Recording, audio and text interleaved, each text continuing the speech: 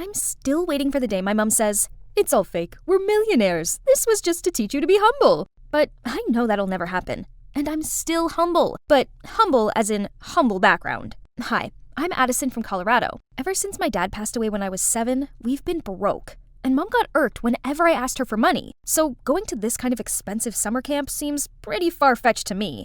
Suddenly, somebody snatched the flyer out of my hands. It's Katie and Candace, the resident mean girls. "Girls, are you ready for the trip yet? New hair, new nails, new clothes, all checked. What about you, Addie the baddie? Oops, sorry. We forgot that a poor loser like you could never afford to join in."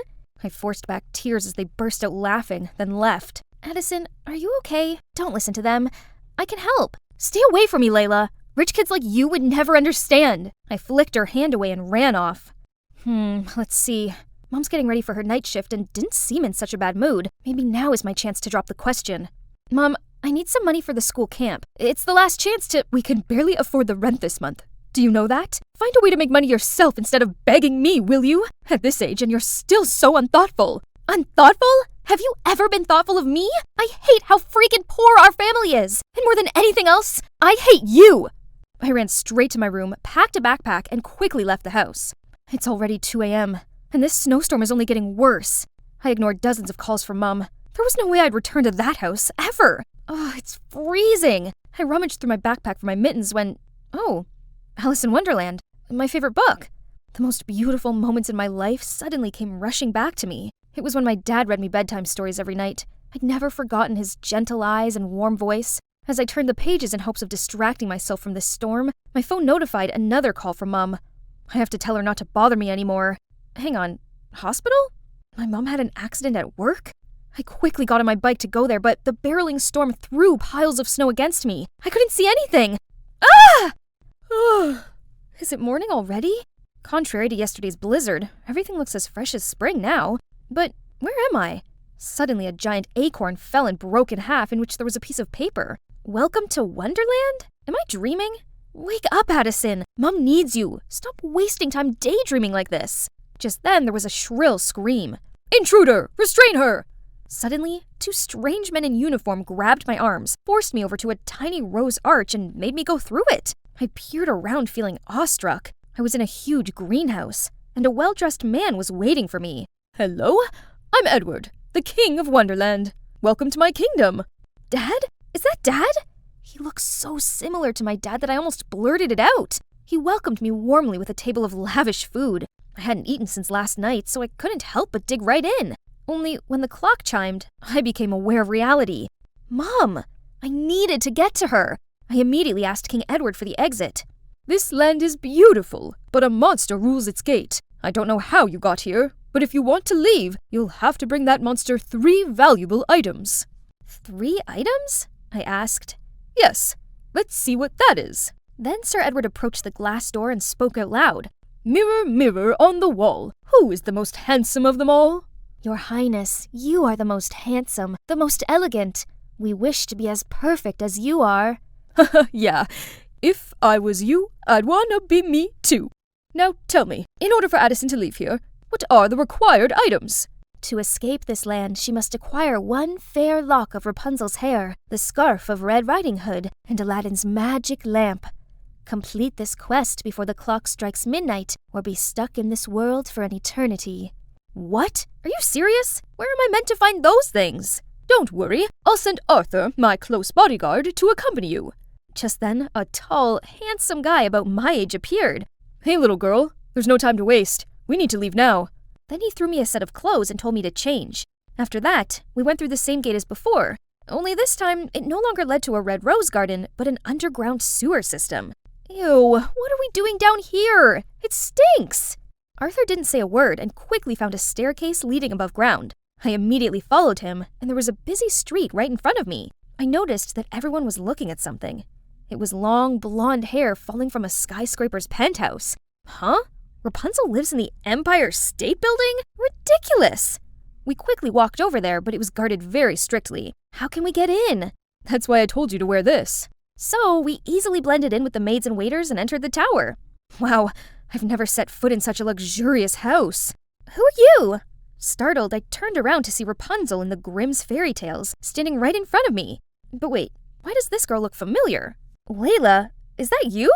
Oh goodness, I knew you were rich, but I didn't expect you to live in such a beautiful house. You know me?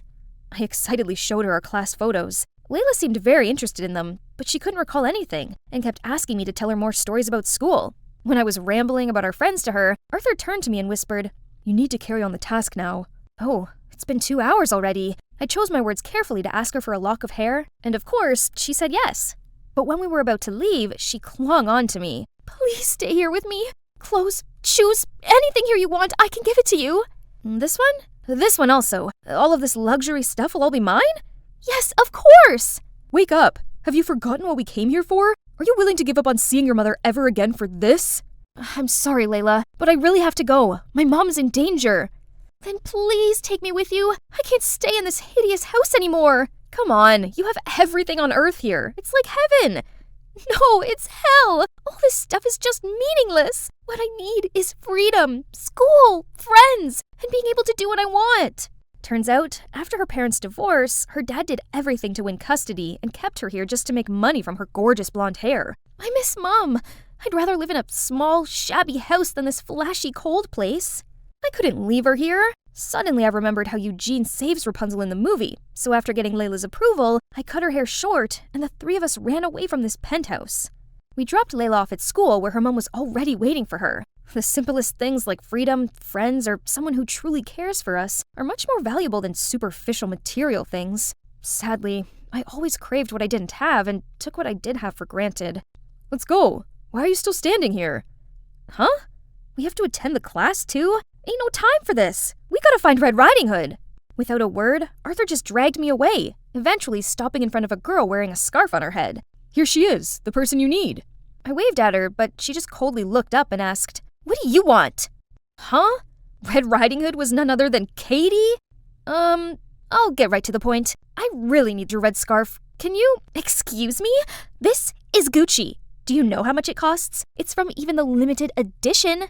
Look at you. You probably don't even have a dime to your name. Yeah, it is true, but I really need this scarf. I'll do anything you want. All right. Hope you don't regret saying that. Right after that, a luxury car came to pick us up. We stopped at an apple farm, which was familiar to me as it was where my mom worked. Well, I want to bake an apple pie for my mom, so pick me a box of apples. Remember, you have to do it alone. Your friends out. My mom can even pick an average of 12 boxes a day, so one box was just a piece of cake. But who knows, her one box was actually a container of 1,000 pounds of apples. Did she want to bake for the whole town? Oh, I'm exhausted. Who on earth could pick apples under this scorching heat for hours? My head started spinning. Losing balance, I fell off the ladder. Luckily, Arthur caught me just in time. Still, your mom does this every day. Can you imagine how hard she works to earn food for the family? Maybe that's why my mom is always tired and cranky. Suddenly, I missed her so much.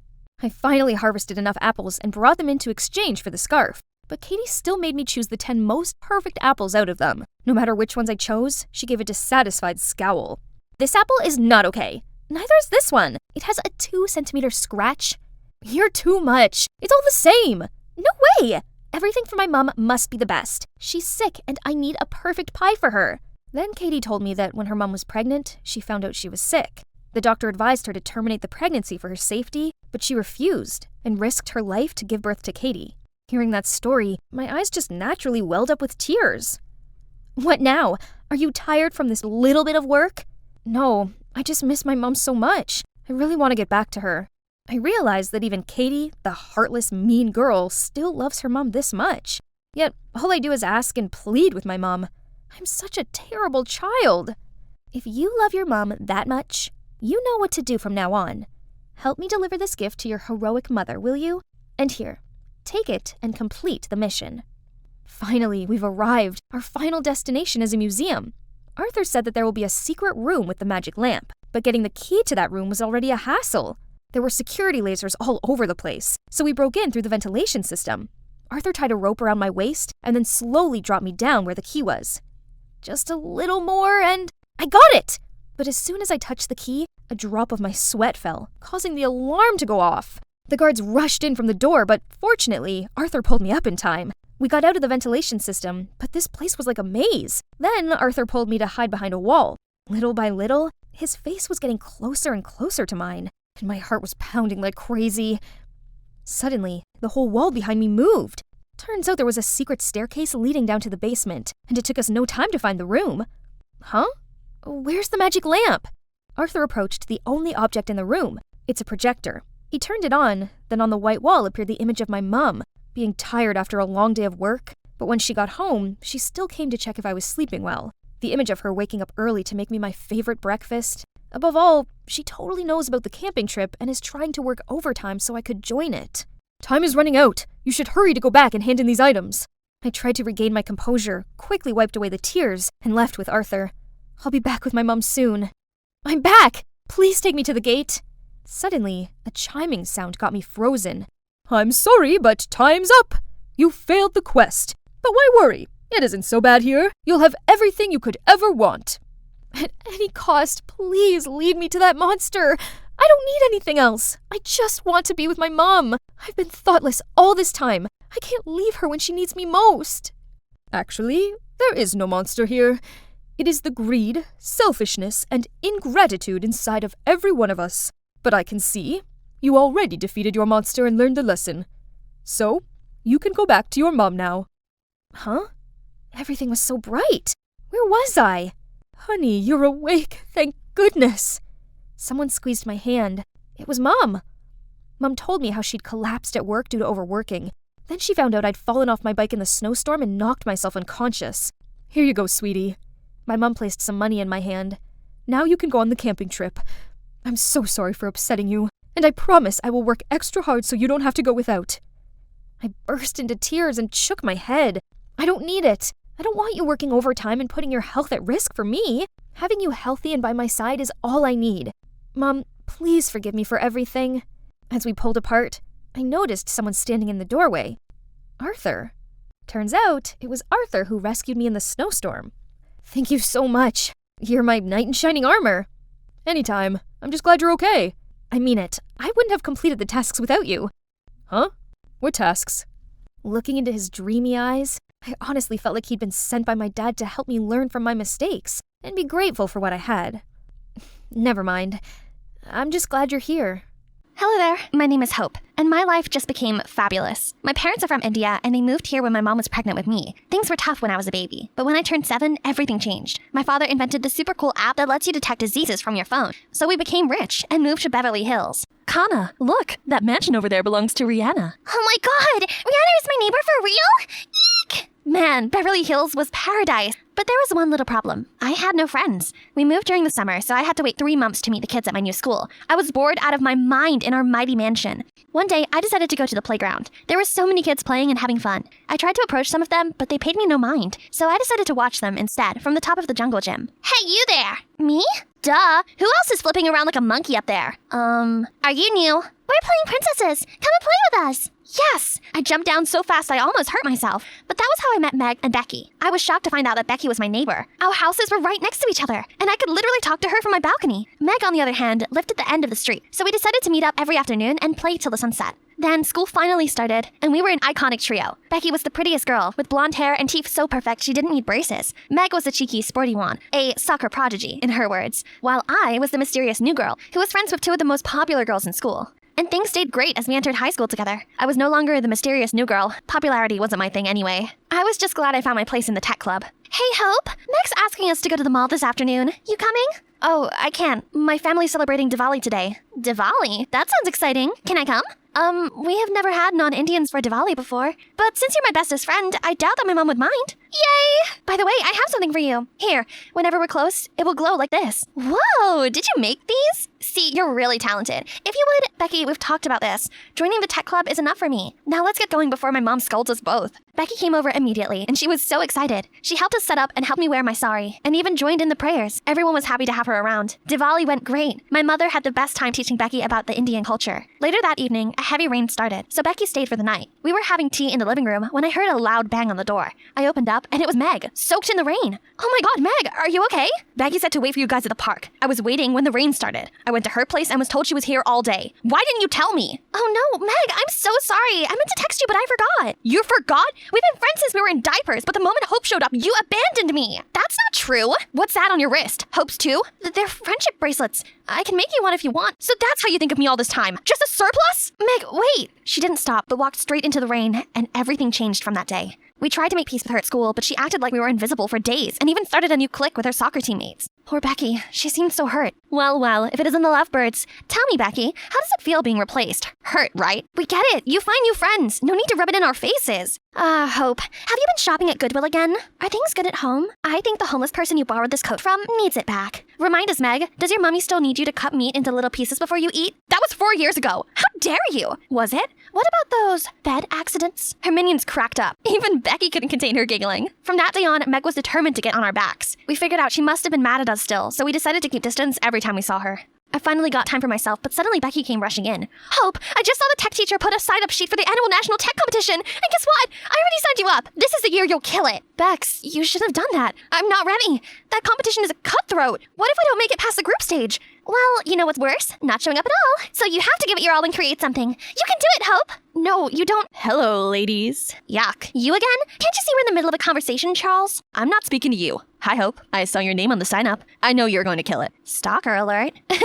Thank you, Charles. Even though I'm doing this against my will.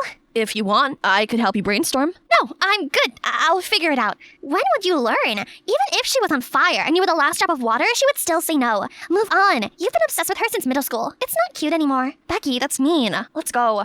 Becky later apologized to me and said she only wanted to help. Besides, the winner gets the prize of a whopping $80,000. I bawled my eyes out at the amount of zeros. That's it. I decided to give it my all for this one. I was working all night on designs, which made me so tired and cranky at school. But so far, I had nothing. One day, I overslept and was so late to school. I was running to catch the end of first period when I felt an arm grab me. Hey, are you okay? You look exhausted. I'm fine. Stop following me around, Charles. No, I don't want to hang out with you. No, I don't like you. Please leave me alone. Just then, the bell rang, so the hallway was filled with students, and they all heard what I said. Everyone was laughing at Charles. Tell him, bestie. We don't like you, Charles. Scram! I was about to apologize when he walked away in shame.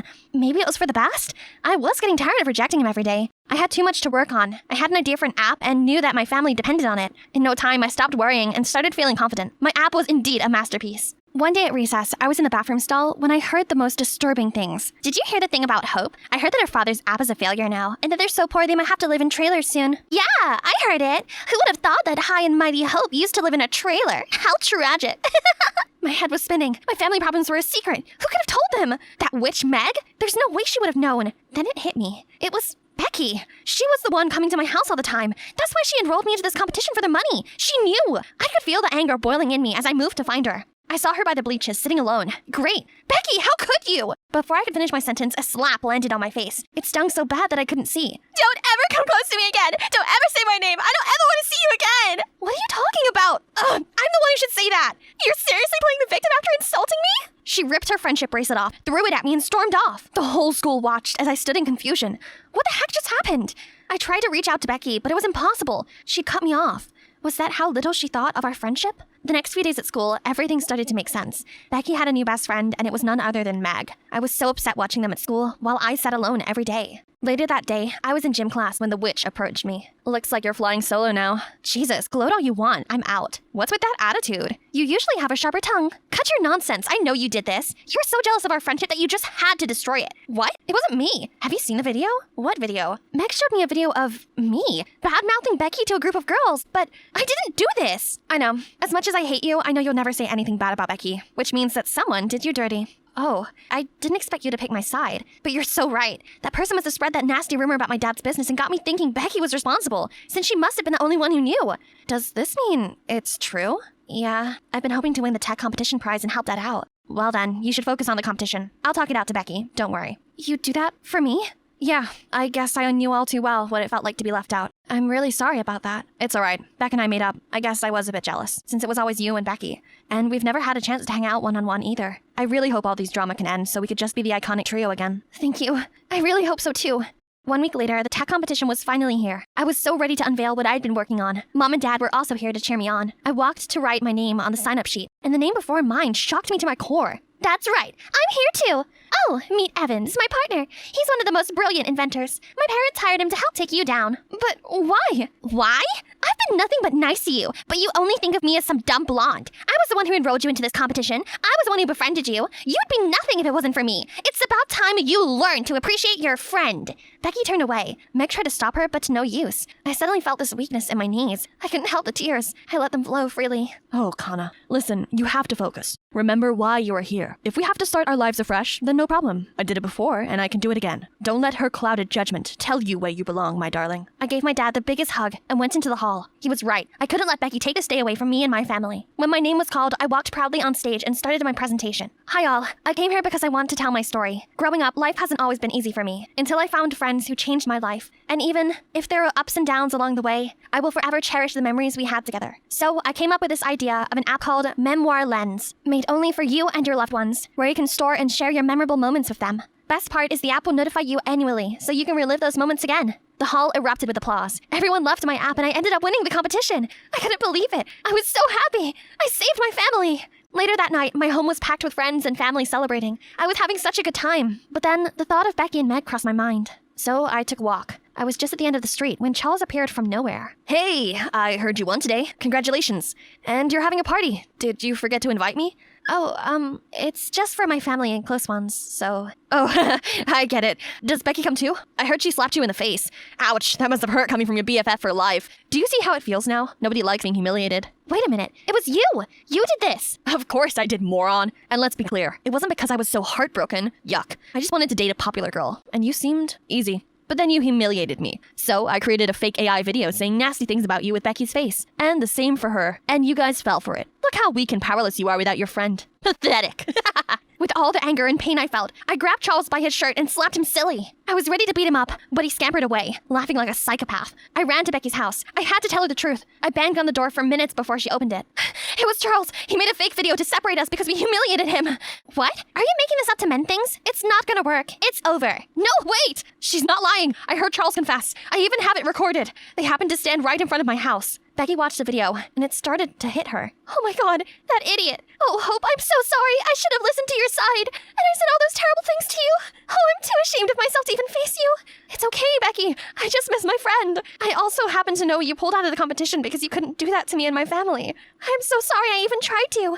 Then we both laugh away. Hey, Meg, why are you standing there dumbfounded? It feels like I'm third wheeling you guys. I'm just gonna head out so you guys can have your moment. What are you talking about? Meg, you're a part of this group, and this time we're not gonna let you leave. Yeah, if it wasn't for you, we'd probably still be fighting by now. So come here, you. I missed you guys. I'm sorry I was so mean. It's okay now. Now, how do we make that punny Charles pay? Yes, it's me, Kate, here again. When I traded places with my doppelganger to avoid being stuck in some ghastly summer school, I didn't expect to end up penniless and having to work in some dusty old homestay. But I suppose it wasn't all bad, as I got to meet Bond. So imagine my surprise when I discovered that not only was he a runaway rich kid like me, but I also caught him hanging out with moi. Well, the other me. Ugh! I hired her to pretend to be me, not to be with my man. Looks like it was time to return to my normal life. Miss, without a letter of invitation, I can't let you in. Are you kidding me? Why do I need an invitation to enter my own home? How could they not recognize me? Right at that moment, Clara gracefully got out of a luxury car and entered my house. I shouted over to her, but on seeing me, she gave me a confused look. Then she whispered something to the security guard and went straight inside. Sorry, Miss Kate doesn't know you. Please leave. Huh? How dare she? She wasn't Miss Kate. I was. Did she really think she could treat me like this? Ugh! I'd show her who the real rich girl was. But as I was leaving, I caught a glimpse of myself in a car window. Oh my gosh, I looked horrendous. My once bouncy curls, perfectly made-up face, and glamorous clothing were no more. Instead, I had a greasy ponytail, my skin was completely bare, and I was in worn old clothes. No wonder the security guards didn't recognize me. I barely recognized my own self. Well, well, well. How comfortable it is to be back in my room, doll up again, and just take back what's mine. How did you get in here? This is my room, remember? I can run away by myself, so you bet I can sneak back into my own room. Listen here, fake me. Mission's over. It's time you left. What mission? Are you crazy? Get your filthy hands off my stuff! Wow, immerse yourself in the role much, huh? Enough. Now give me my life back. What if I don't? Don't you dare! You think my parents won't recognize me? Seeing as I've been impersonating you for an entire month without question, I doubt it. Besides, they're on a month-long business trip in Dubai. So, who will help you now, huh? OMG, she was so arrogant, unruly, and obnoxious. Worst of all, she reminded me of someone. Me! Well, the old me. Why didn't I realize before how awful I actually was? Ignoring Clara's defiant face, I took out my phone and made a FaceTime call to my parents. They had to spot it was me straight away, right? Wrong. They gave us both looks of shocked confusion, and they couldn't seem to tell us apart. So they told the two of us to stay at home for the time being, while they made arrangements to come back. Huh, is it that hard to distinguish your own daughter from a hick? But anyway, she'll be out of here soon enough. The next morning, we went back to school. Claire looked so trashy in her tiny miniskirt. Jeez, this wasn't a nightclub. Oh, Kate, you look outstanding. Where did you buy it from? That's it. My friends will always be able to tell me apart from a fraud. But hang on. No! They were moving toward Clara. Huh? Are they actually praising her? Wow, there's another Kate here, but it's a faulty version. A lame one. My panicked feeling increased as all my friends and Clara burst out laughing. You guys don't recognize me? I'm the real Kate, the one you all idolize, the trendsetter around here. Everyone looked at me in bewilderment, and then back to Clara. Look at her pathetic appearance. She's just trying to be a copy of me. After that, Clara and her friends left. Jeez, all it took was one summer away for Clara to turn into me. Ugh, why doesn't anyone recognize me? Seeing Clara living my life with my friends was driving me crazy. I was now seen as the copycat version of my own self. Ugh, no way was I losing to this crafty charlatan. So the next day, I decided to show everyone how charismatic I was. After all, form is temporary, but class is permanent. And soon, everyone would realize who the real Kate was, right? I waited until Clara was out of the way, then I went over to my group and started recalling some of our old stories that only the real me could possibly know. When Clara returned, oh my, she looked furious. One day, when I just entered the cafeteria, I saw my group making a nerdy girl run errands for them. Poof, your mother is the school's measly janitor, so you two are just our dog's body. Now hurry up and go get us some ketchup. When the girl was bringing it to them, one of them tripped her foot and made her face fall down on the plate of sauce. The whole group burst into laughter.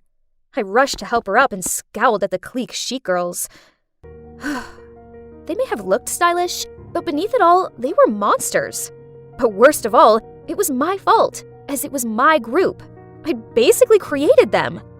What's wrong with her mom being a janitor? That doesn't mean she has to serve you guys. As I can see, all of your legs and arms are working fine. So go get stuff yourself. Wow, look who it is. Do you all believe she's just a lousy replica of mine now? The true clique chic Kate wouldn't blurt out such nonsense. Clique chic all looked me up and down, then gave me disgusted looks. Too much of a saint. What a hypocrite. Kate would never say that. Obviously, she's the fake one. Those whispers made me so angry that I turned as red as the ketchup. Fine, pretend to be me all you want, but you and I both know I'm the real me, and I'm better than ever. You won't be able to keep up that act for much longer. And then to the surprise of the others, I stormed off. That night, social media was awash with my news. Can you believe I was actually being mocked for being the copycat while Clara was being praised? Talk about ridiculous. I scrolled through my old photos and scanned over some of the thousands of likes and compliments. I'd lived in the admiration of everyone. Ugh. Maybe I needed to go back to being the arrogant and snobby old Kate, and then everything would be over, right? Only I couldn't do it. I couldn't be that heartless and selfish version of myself anymore. So how could I end this whole mess of my own making? There was another way. If there's only one Kate who showed up, there wouldn't be any more fakers. Oh, seems like it's going to be a really good day at school today. But such a shame that our sweet Clara might not be able to join us. Everyone greeted me warmly as they thought that the imposter who was smeared on social media yesterday had been too embarrassed to show her face. Even so, I didn't want to hang out with these stuck-up mean girls anymore. The clique chic group should be disbanded. As I was deep in thoughts, out of nowhere, a nerd blocked my way with a bouquet of flowers. He timidly held them out to me, and people began buzzing and pointing. The girls in the group took pictures of him and urged me forward. That's our Kate with her irresistible charms. Someone's essay's ready for next week. I hesitated, not knowing what to say. I didn't want to accept love from someone I didn't like. People started to frown at my silence. Then a few voices of doubt arose. Why doesn't she accept the bouquet as usual? Perhaps she's not? I saw red.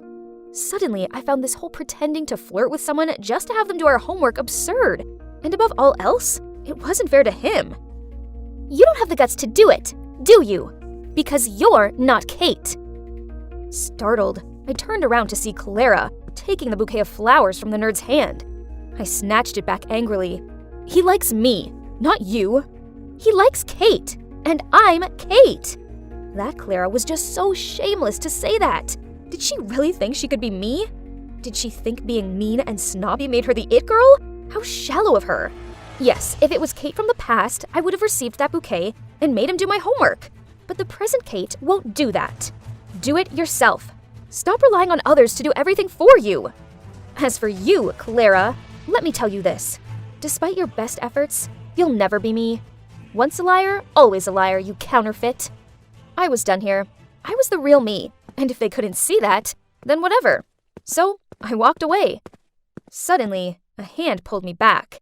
It was the nerd. Sorry, but I really don't like you in that way. You really don't have feelings for me? Are you sure? Upon his words, he took off his wig, glasses, and the mole on his face. Bond? Is it really you? I was so shocked that I couldn't believe my eyes. Bond handed me the bouquet and said, You won't say no, will you? Of course. How could I say no? I led him to an empty classroom to talk. Why are you here? And what's with the disguise? After I left the homestay, I went back home. My parents did what they always do, and tried to make out like money could solve everything by throwing an extravagant party. I was lingering out of the way when, to my surprise, you walked in with your family. Huh? What party? Oh, he must mean Clara. He continued. I went over to talk to you, but you acted like you'd never met me before, so it didn't take me long to work out this girl wasn't you. I was worried, so I called the homestay and they said you'd left. Determined to solve this mystery, I went to your school and found everyone was in a frenzy, as out of nowhere 2 Kates had appeared. Both of them were it girls and nothing like the homestay Kate I knew. So, in order to suss out the real one, I disguised myself. And my plan worked. As here you are. You're such a trickster! But I still have one question. Why did you suddenly leave the homestay that day?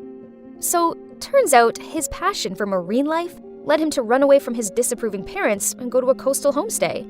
Only, when he realized from the newspaper that his parents were looking for him, he didn't want to get the homestay into trouble, so he returned home. You should have at least said goodbye to me. I was so down when you left like that. Did you know that? Kate, I'm truly sorry. I never meant to upset you. Actually, I'm kinda crazy about you. After that, Bond drove me home. And guess what? Looks like my parents were back earlier than expected. As for the fake Clara, she'd already fled the scene with a load of my clothes and makeup. But, whatever.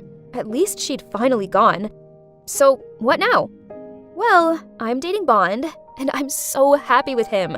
At weekends, I go to the coast and help him with his marine animal research, which is actually a lot of fun. And I don't even mind having salty air lips. I never take my parents for granted anymore, and I never force other students to carry out dumb errands for me. And of course, clique chic was no longer a thing.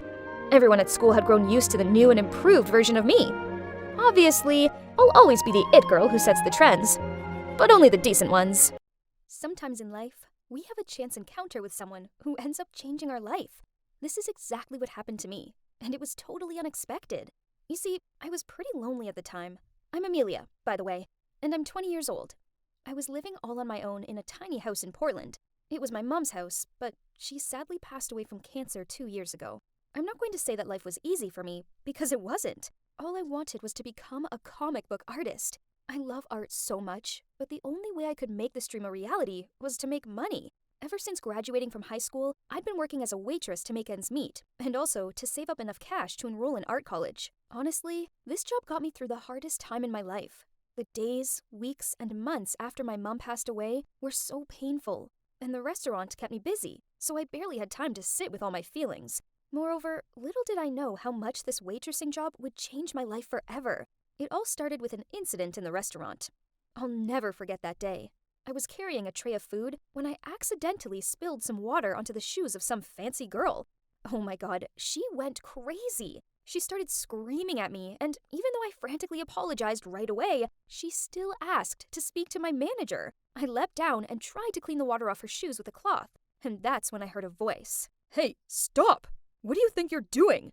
I looked up and saw the boy she was with staring at me. He looked disgusted at me, and then said to the girl, Babe, let's bounce before that waitress ruins your shoes even more with her filthy hands. Come on, let's hit the mall. I'll buy you a new pair of shoes. Clearly, he was her boyfriend, and as soon as he mentioned new shoes, her eyes sparkled with joy as she said, Yay, babe! I want a new bag too, though. Could you? And her boyfriend just laughed and said, Anything you want, my princess. They got up to leave and smirked at me as they walked away.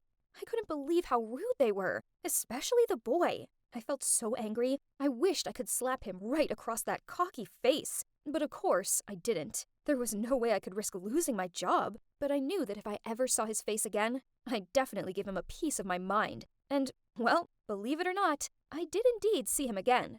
The world works in mysterious ways, and I guess we were destined to meet again. A few weeks after that, one evening, I was heading home and passed by the park to feed the stray cats as usual. While I was playing with them, I noticed some guy heading towards me. Suddenly, he grabbed my arms and pulled me towards him. I started shouting at him and trying to push him away, but he was too strong. Then, out of nowhere, someone said, What's going on? I'm trying to sleep over here. Keep it down. A drunk, dirty-looking homeless guy walked towards us, and for a second I was terrified. But then I realized he was helping me. He started shouting at the guy holding on to me, saying, Hey you! Are you deaf or something? Let her go and keep silent. The jerk was getting heated, and the next moment, he punched that homeless guy in the face, and then they started fighting. Then I freaked out and didn't know what to do. I pulled my phone out of my pocket and played a recording of a police siren. I live alone, so I know all the tricks.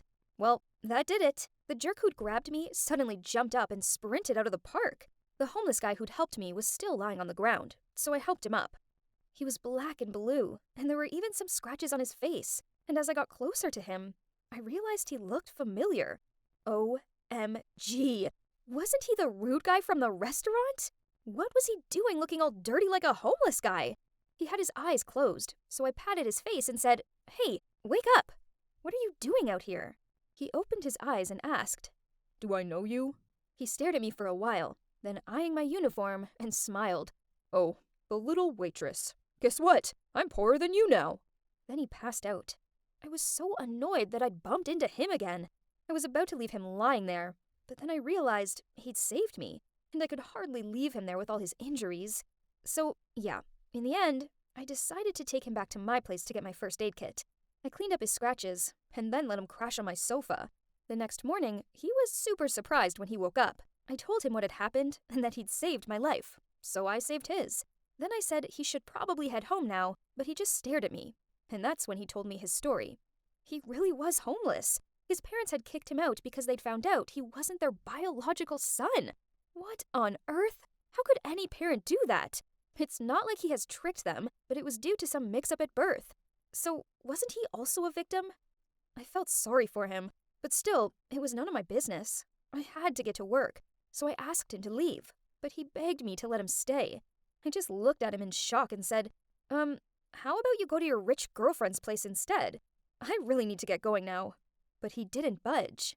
He said, Oh, don't even mention that gold digger. She only cared about me when I was the only son of a millionaire. Now that I've got nothing, not a cent, she broke up with me.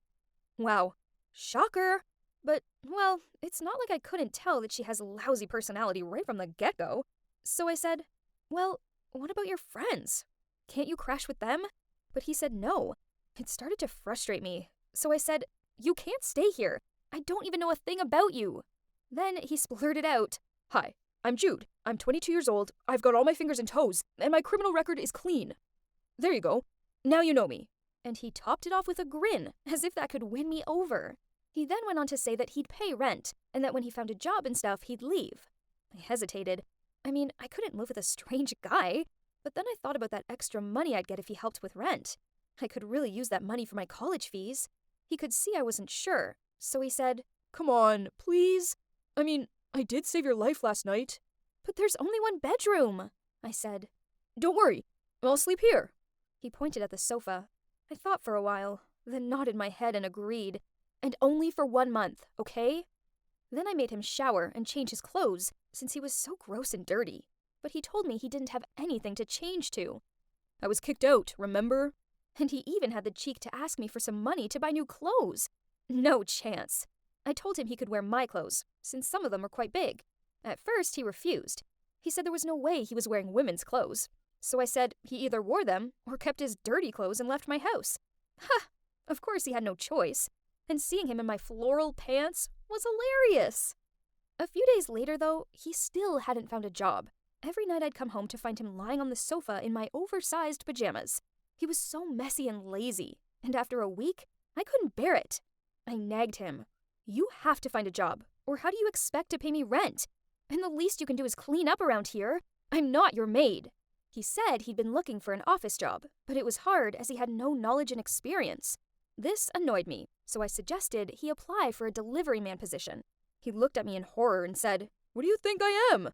"Oh, hello, you're a homeless boy with nothing. What else do you want?" I thought. Then I said he could come work with me in the restaurant, but he refused, saying that his friends went there all the time and they'd laugh at him. I was speechless. I said, "Suit yourself, but after 1 month, you're out of here." A few hours later, he knocked on my bedroom door and said he'd take the restaurant job, but he needed clothes. Finally, I'm glad that this boy has come to his senses. "That's great. You can start from tomorrow. I'll call the manager. And I know the exact place where you could get all the stylish clothes for free. Let's go." At first, he was so excited, but when he realized that I was taking him to a clothing donation center, his face changed. He looked disgusted and said, "No way." I smirked and said, "It's up to you. You either pick something to wear from this place, or you can wear my clothes. I've got a floral dress that would really bring out the color of your eyes." He looked so sulky as he reluctantly went through the rack of used clothes. It was so funny. But everything was only about to start. You won't believe what happened next. Stay tuned for part 2 to see how things went between Jude and I.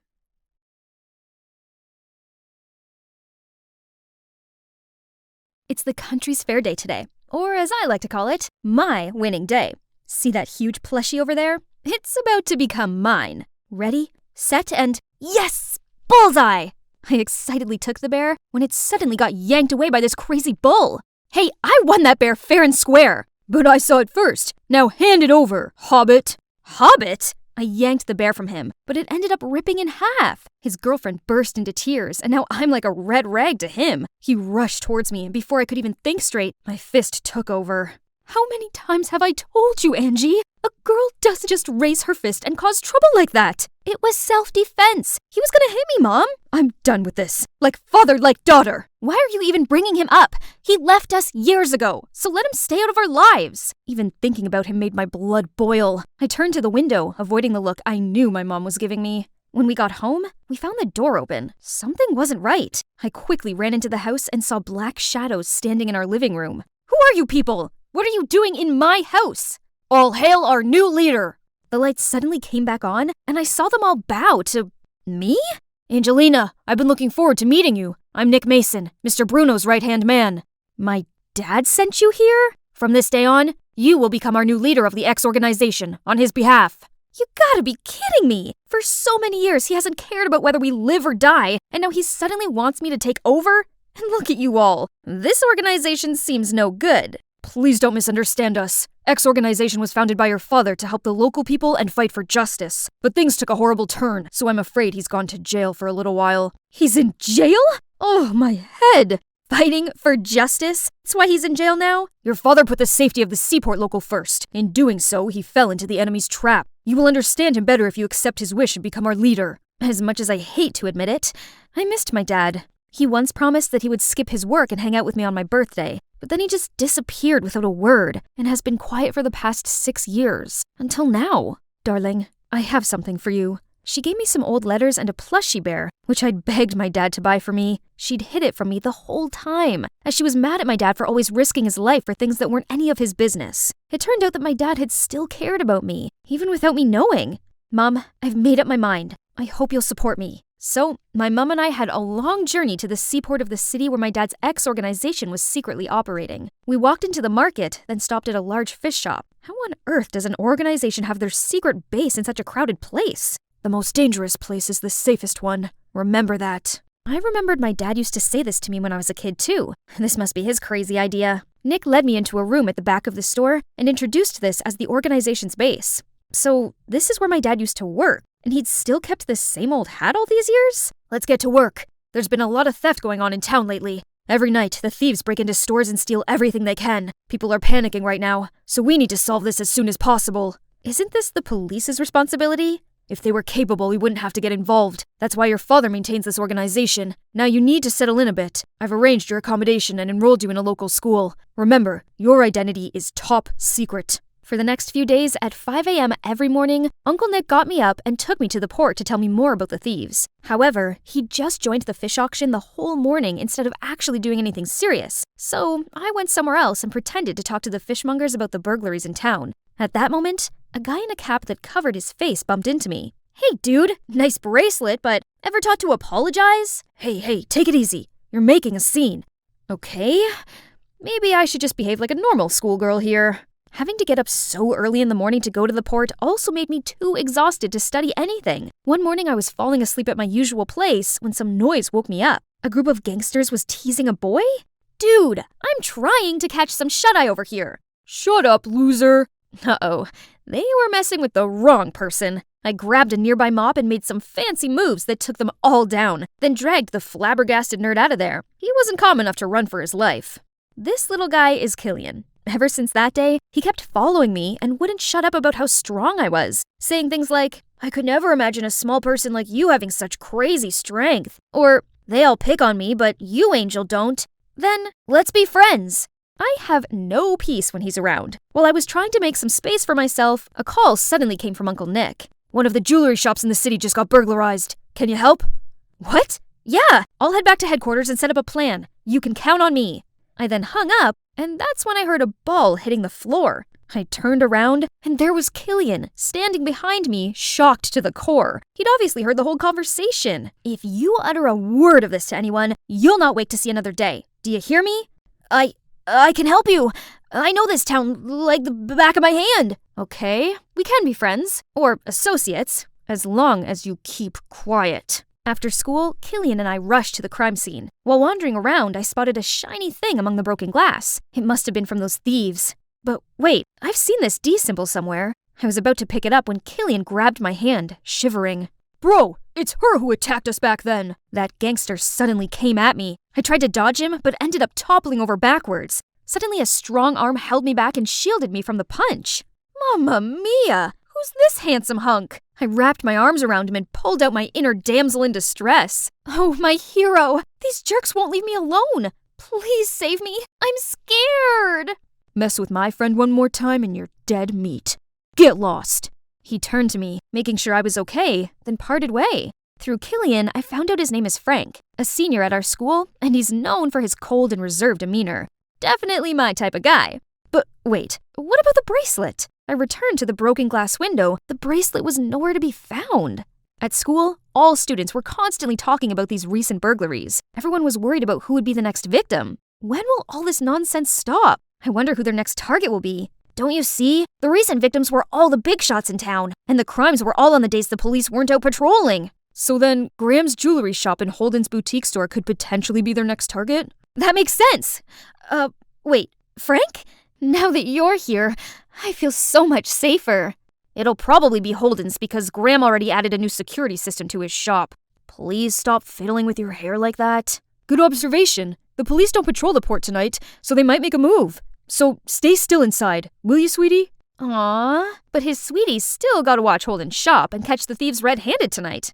An hour had already passed, but nothing had happened. Right at that moment, Nick received a phone call that Graham's shop had just been robbed. The thieves broke the security system and everything had been taken. Nick snapped at me for acting impulsively without having any clear evidence. But this felt so sketchy though. Holden's store was way more vulnerable. It's like they knew we were waiting to ambush them here. A few days later, while I was patrolling around the shopping street, Killian informed me that there was a suspicious masked man sneaking around the pearl shop. I immediately dashed there, right at the moment he was breaking the lock. In the blink of an eye, I kicked him, knocking him to the ground. Angelina! Holy crickets, are you okay?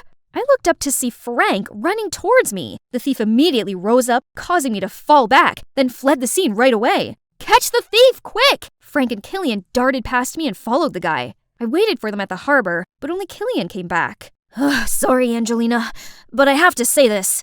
There's something fishy about Frank. I think he's on the thief's side. Oh, come on. Are you jealous of him? How do I know you're not their spy? What do you mean? You've been acting suspicious from the get-go. You wouldn't leave me alone for a sec. And remember how you listened in on my conversation with Nick? And what about when you made me so sure it was Holden's shop that would be the next target, And now you're blaming Frank? You're so wrapped up in that jerk. I saw him purposefully let that thief go. When I was about to catch up to him, Frank suddenly stopped, making me crash into him. Then the thief got away. That can't be. He's always there to help me. I'm the one who's always backing you up, but you only see that fraud as your hero. Ugh, just forget it. Wait, I had no idea who to trust. It was all so confusing. Right at that moment, I got a message from Frank asking me to go to this Meteor camping place, as he had something important to say to me. Okay, it was time to confront him and get the truth. I rushed there as fast as I could, only to find nobody? I looked around and noticed this suspiciously lit up tent. The tent flaps suddenly opened and a shadow bolted towards me. Hey, calm down, it's me. I opened my eyes to see Frank in front of me. He'd set up this whole place for me? Frank suddenly took my hand and confessed. Angelina, I've fallen head over heels for you. I was wondering, will you be my girlfriend? Together, we could be a power couple. With your X organization and my Darkwalkers clan backing us. How do you know I'm related to X organization? Ha! I've been watching you since that first day you wandered around the fish market with that old Nick. Remember this bracelet? You almost got me that time. You shameless, rotten, stinking skunk! I even trusted you over Killian! Oh, come on. It's not my fault you fell for me and betrayed your best friend. You and I are more alike than you think. It's only fitting that we become a team. Enough! Listen carefully. I'm never going to team up with a dirtbag like you! How did you... Guys, take her! From the tents, Frank's minions came out one by one and surrounded me, then gradually tightened the siege. Let's see who's the boss now. Oh, no, I fell into his trap. Those punks held a rope ready to tie me up, but right at that moment, I heard a car engine approaching.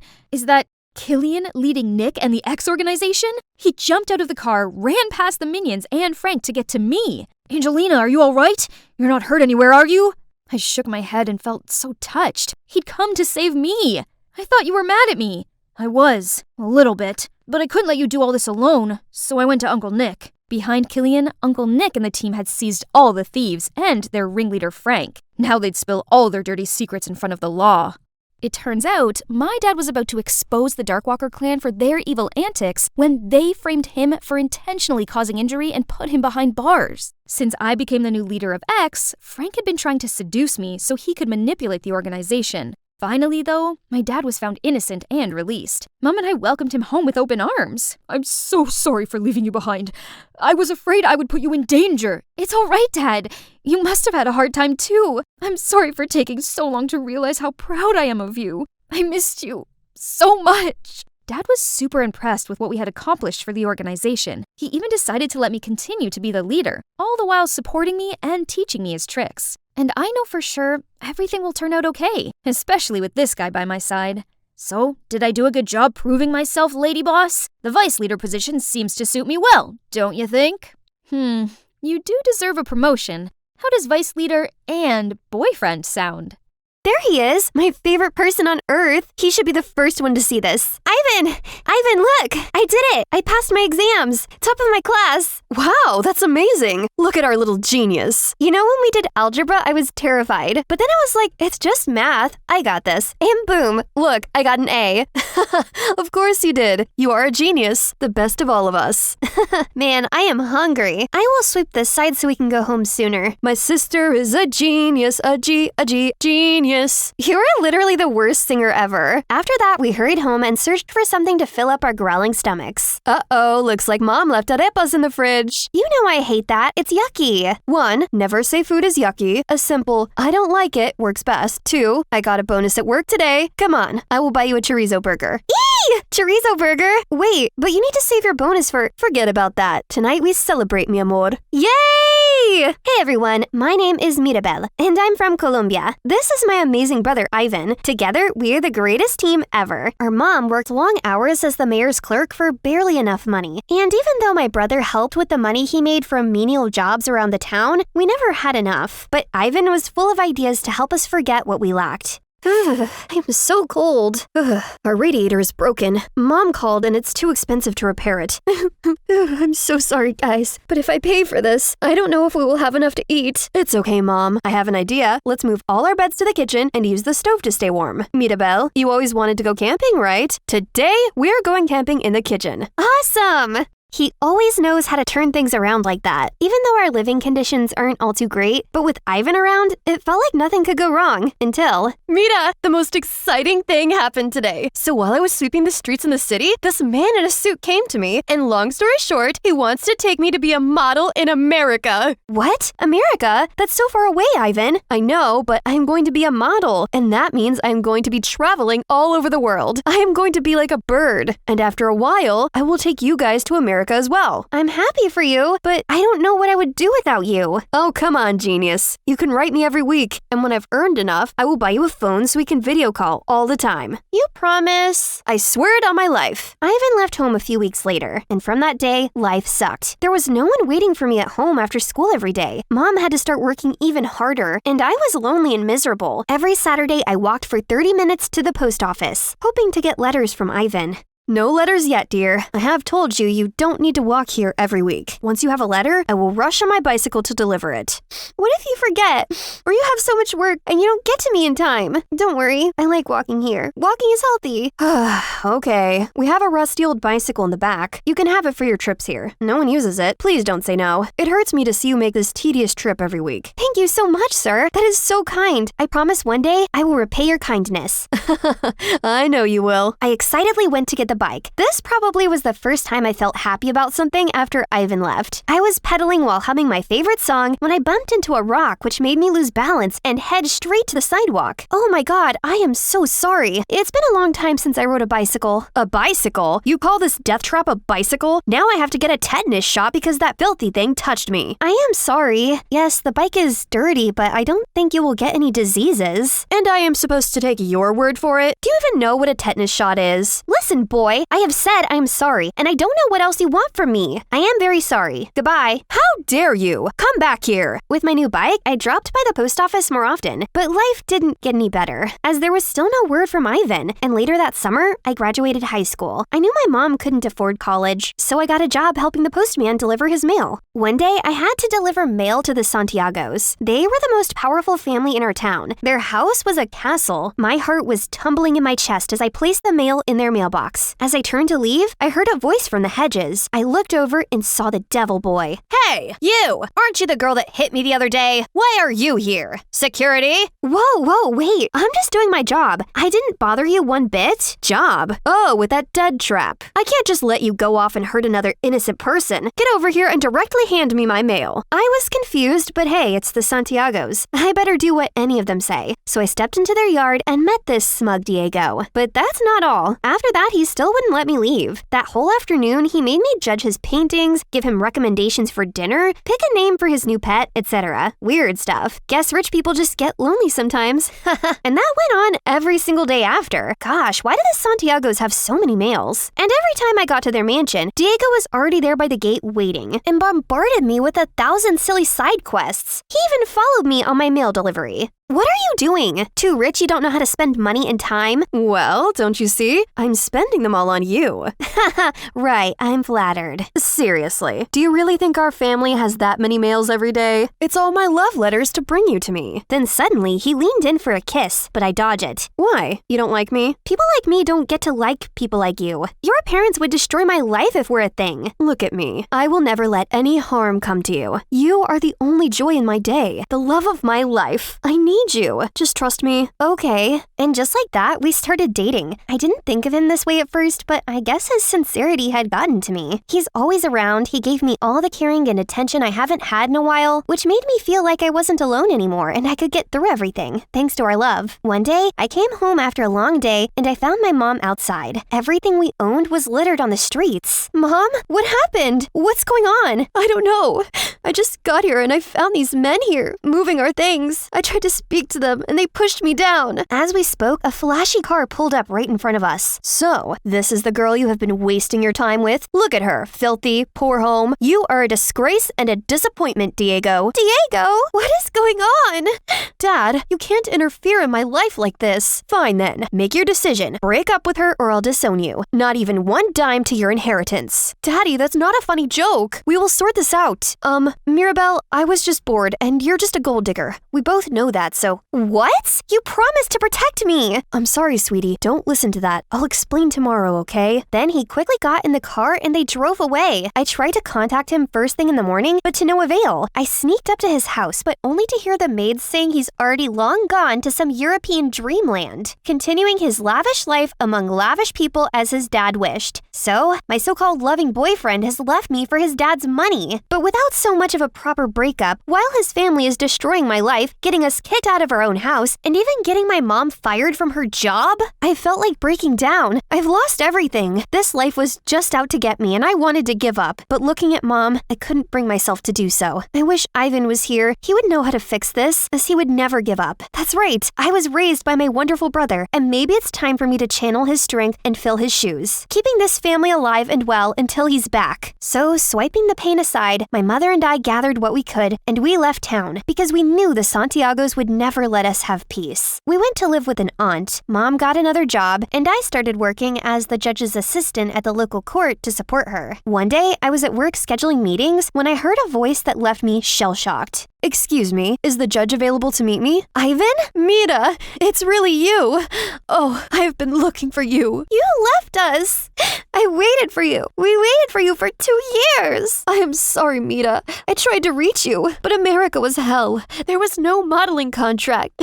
I got there and I was worked like a horse. My boss prevented me from writing letters to you guys. When I could finally write home, I never got any response. I thought something had happened to you guys. So I came home 3 months ago, and I have been searching for you guys since. Mira, life has been hard for me, and I thought I lost you guys too. I am so sorry. You are home now. Ivan being back brought joy into our lives again, but he was very sad. He wasn't the Ivan I knew. All he did was sleep and being all depressed, and it broke my heart to see him that way. Ivan, you need to snap out of it. What am I supposed to do now? Go back to sweeping the streets or go back to America and start from zero? How do I know things would be different now? I have learned that if you want to make something happen, you have to do it yourself. Ivan, we are going to America. I was saving my salary to get a college degree, but we are going to use it to go to America. You are right. There's nothing for you here, and it's going to be different this time because you are going to have us. But what about you? You were supposed to go to college. Yes, but you are forgetting that I am a genius. I will always find a way to make it work. Okay, let's do it.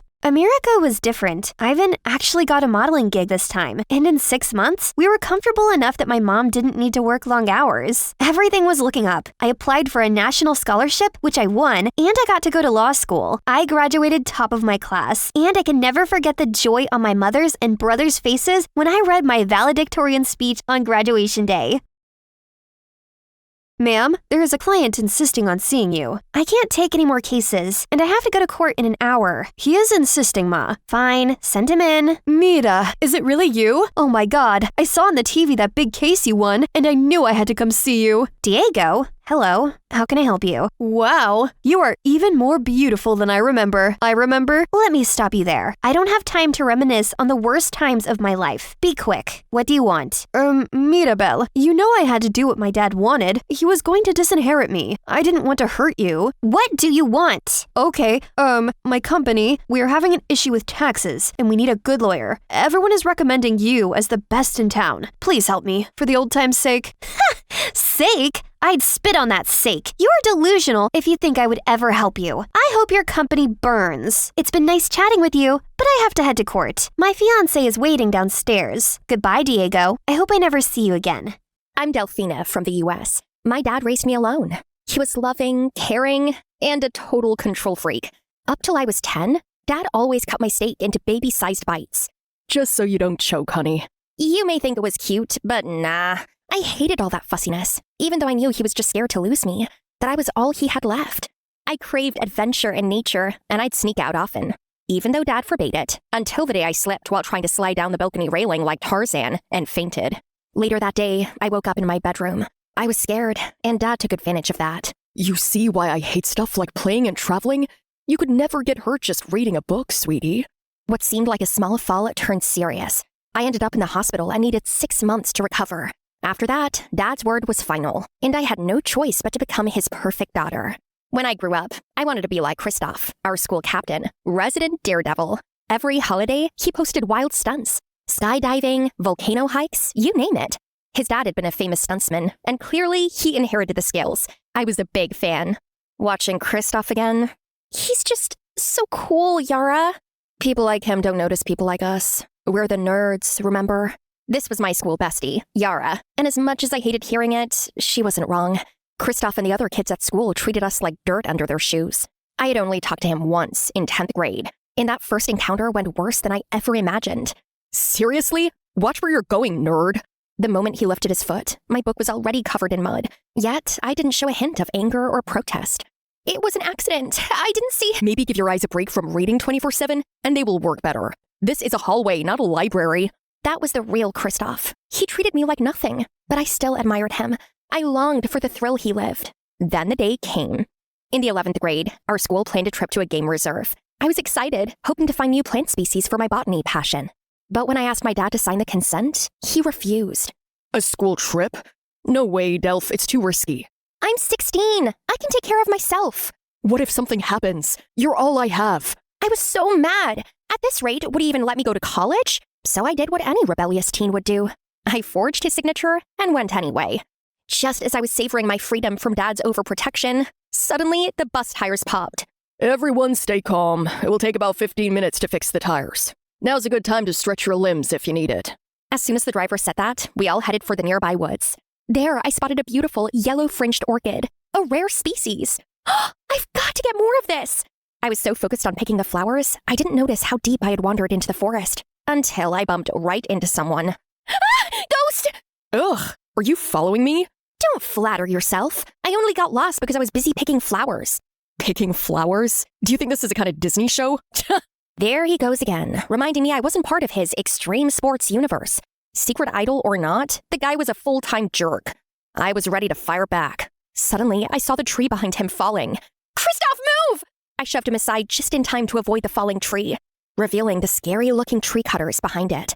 Hey, is tree cutting allowed in this forest reserve? You were not supposed to see that. Boys, get them! My heart skipped as the men rushed toward us, and without thinking, I grabbed Kristoff's hand. Run! We sprinted as if the devil was after us, but instead of reaching the roadside where our bus was, all we saw were endless trees. We're lost! Oh God, I don't want to die! I thought you were the great explorer. All my life, I craved adventure, excitement, and thrill. But I didn't know it would have to come along with a fight for survival. While Kristoff was shaking like a leaf, I quickly recalled everything I'd read about escaping danger and spotted a narrow cave nearby. There, that cave! Come on, Kristoff! What? No, I'm scared of tight spaces, and this isn't some action movie. You literally explored a cave in your last video. How is this any different? Because that wasn't real, okay? None of it was. What do you mean? How? Ever heard of video editing? My dad was the real deal, not me. The truth is, I hated his work, but everyone expects me to be like him. I just pretend. The guy I thought lived for danger was just as scared as I was. Maybe more. As the footsteps grew louder, Kristoff shrank back in fear. Without a second thought, I yanked him into the cave. We huddled close, hands clasped without thinking. My stomach churned with regret. I should have listened to my dad. Where are they? We need to find those brats before they report us. One of them took a picture. We hid in the cave for what felt like decades. And when it seemed safe, we came out only to find that it was getting dark. Oh no, it's too late. The bus must have left without us. Maybe they didn't even notice we were gone. Have you forgotten who I am? Kristoff, the school king, strongest of all. Of course they'll notice I'm missing. We just gotta find them. Oh please, now the scaredy cat's acting tough? I already knew the truth. But right now, we had to find our way out before more trouble hit. But just as we were trying to escape the forest, those terrifying figures suddenly reappeared, blocking our path once again. Oh God, I don't want to die yet. I'll pay you whatever you want. You? Pay us? Ha! That's cute. You brats had the guts to record our secret. Letting you go would be like handing ourselves over to the cops. Trapped with no way out, I dropped down in a flash, grabbed a fistful of sand, and flung it straight into their eyes. As they screamed and staggered back, I grabbed Kristoff's hand and ran. I didn't know how long we had been running. We finally located the place the school bus had stopped, but it was gone. No, wait, how could they leave me? There's no signal here, and we don't even know where we are. Let's just calm down and find our way to the nearest town, where we can call our parents. If I die and you make it out, tell my cat I love her. Can you be quiet for 2 seconds? I'm trying to remember the road we came from. I've got this freaky gift, photographic memory. I could remember every sign, every billboard on the way here. And, I used to study maps for fun. That's actually kind of cool. This squiggle is the highway we drove through, and I'm 80% sure this weird tree that looks like a duck's foot was near a town. Huh, you might be a genius. And just like that, we began our journey back, guided by my lead. Are we there yet? My feet are so sore. Look! That's the tree with a duck foot! This way leads to a town! Ha! Told ya! Thank you, Duckfoot Tree. Mwah! Shouldn't I be the one you're kissing? Wait, what? I mean, I didn't mean... Ugh, never mind. Forget it. Awkward level 1000. The moment we reached the town, I scanned the area, and that's when I saw it. My eyes almost popped out of my sockets when I saw that it was us in the picture. Our pursuers were bent on catching us. Kristoff, look! A drawing of us? Ew, why did they make my nose so big? Seriously? You're worried about that? We have to hide before anyone recognizes us. Now! They truly meant to eliminate us. Just as we looked for cover, they spotted us, and the chase began again. We ran like it was a marathon for our lives.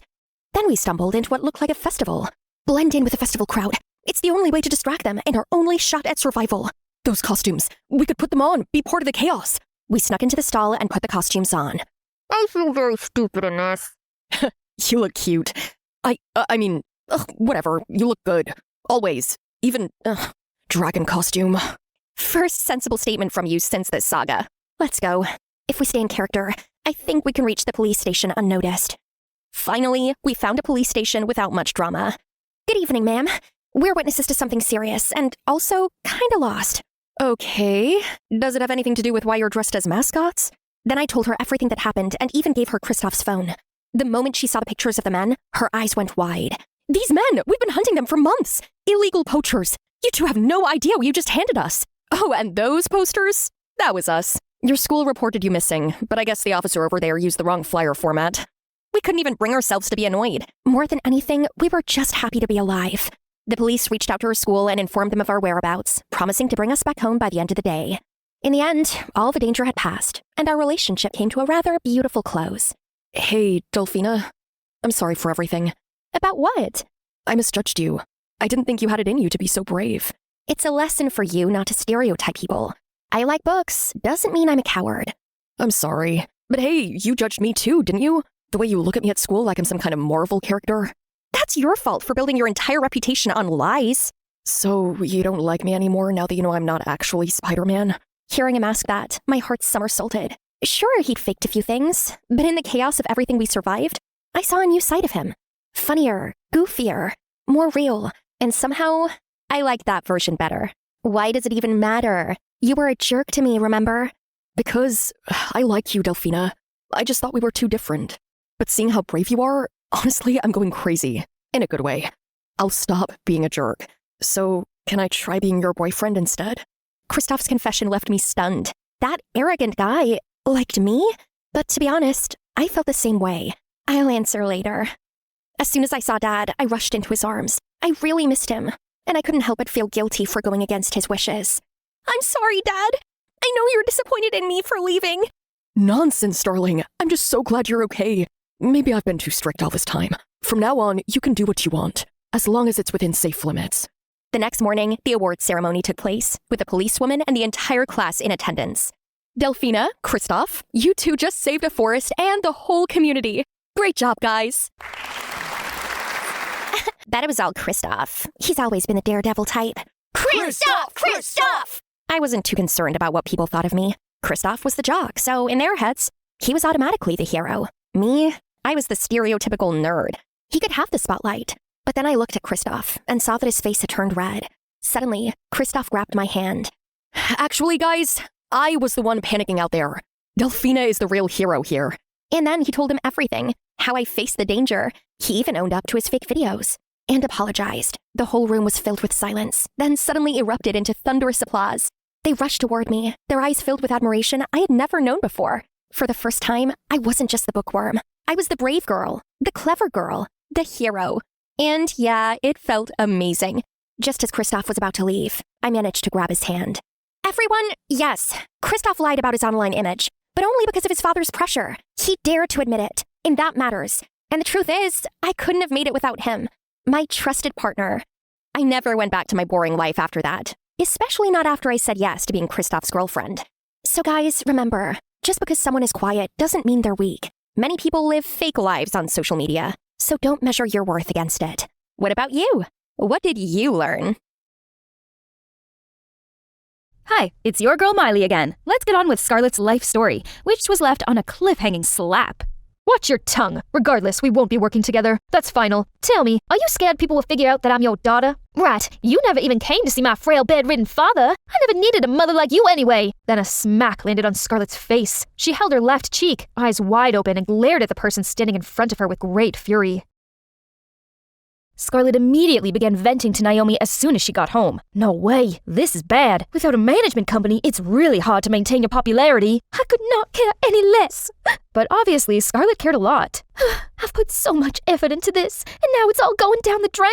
Meanwhile, Naomi was more relieved than sorry. What now? I won't tell you what you want to hear. It's a dog-eat-dog world, and you're too young to have enough willpower for it. That describes my sister, don't you think? What's wrong? Talk to me. I can't take this anymore. She is vicious. She doesn't give a flying crap that I beat myself up trying and orders me around like a puppet. This is draining me day by day. I'm exhausted. When the video ended, Athena stayed quiet for a bit, then asked Naomi to leave. What about me? I'll think about it. So Naomi returned home and awaited Athena's call, but days had gone by and not a single word from her mother, not even when Scarlett got kicked out. After that fierce fight, Scarlett had to move into this shabby motel. Sheesh, where did she go? She might be mad at me, but she can't lash out like this. This woman has the audacity to call me after all that? Ugh, who needs Athena and her company?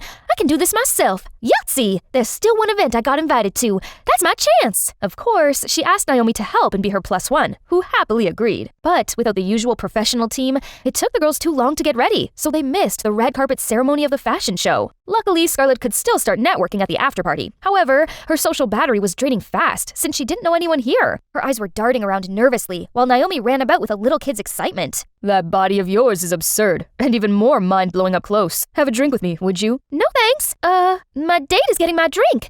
Sorry. What? You think you ate? And nobody like you is lucky to even have my attention. Excuse me, is this guy bothering you? No, actually, yes. What took you so long, baby? Sorry, babe. There was a long line. Phew.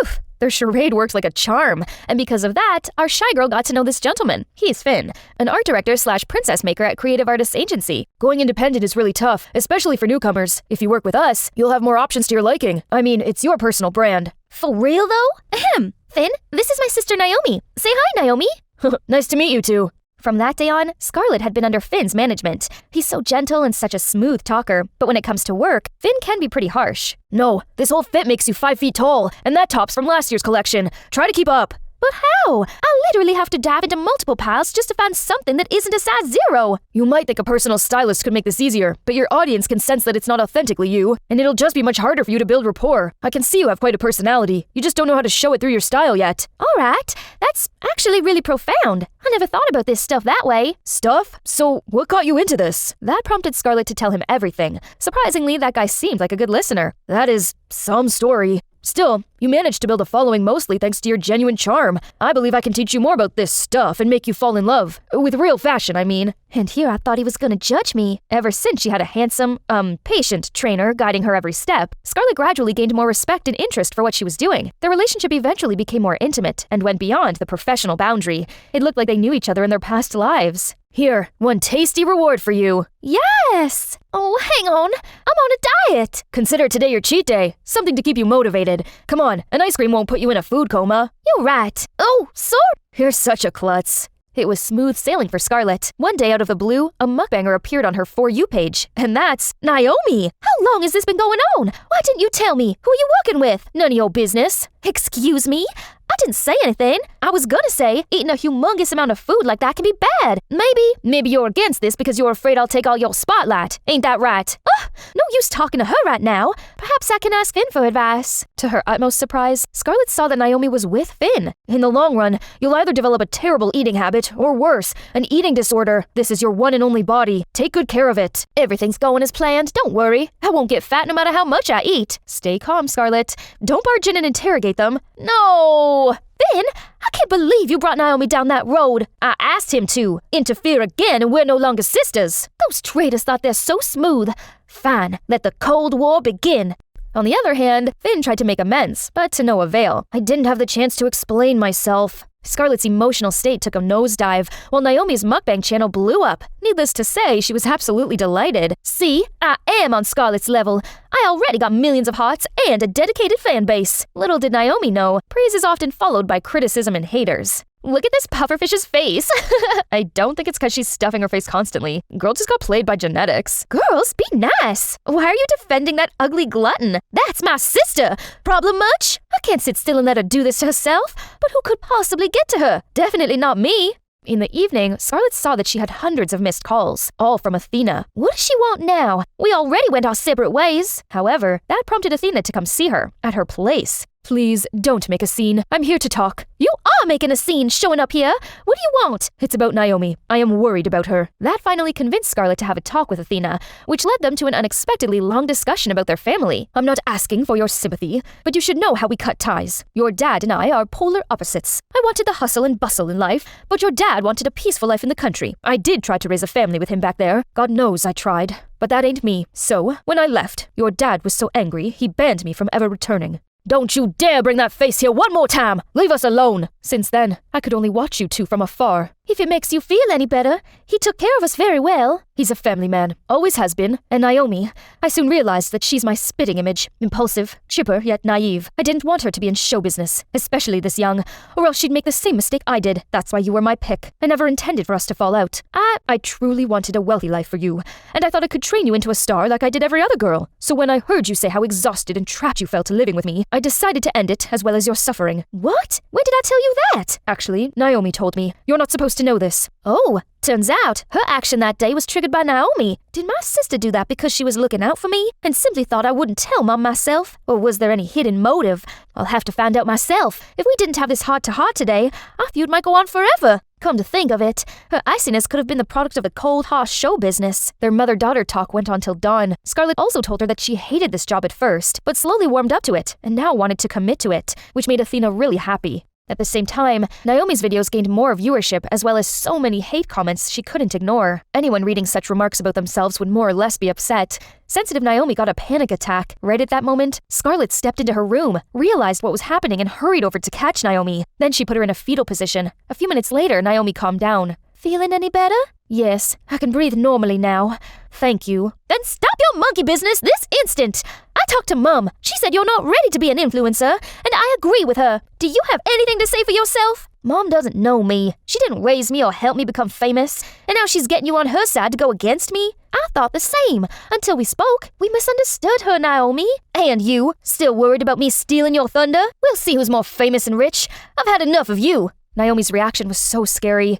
Scarlett couldn't believe this person was her sister. When Naomi stormed off, she didn't have the strength to go after her either. Was that too much? No, absolutely not. She deserved it for what she did. Scarlet can never understand what it's always like to feel inferior, less important, or constantly trying to escape her shadow. As Scarlet was having a migraine because of her sister, she suddenly received Finn's message, which was asking to see her that evening. He told her to come to this cafe. Although Scarlet was still mad at Finn, she wanted to hear him out, seeing how urgent his texts were. It's Naomi. She's resorting to problematic measures to avoid weight gain. Her staff said that she always tries to purge in the bathroom after shooting each video, so I kept an eye on her, and also saw her starving herself for days before going on camera, or drinking slimming tea. I got worried, but can't do much about it because, well, I'm not her manager anymore. I saw her this afternoon, but she won't listen to me now. Have you tried talking to her? I haven't been able to get a hold of her since this morning. Ugh! Scarlet, I'm so sorry.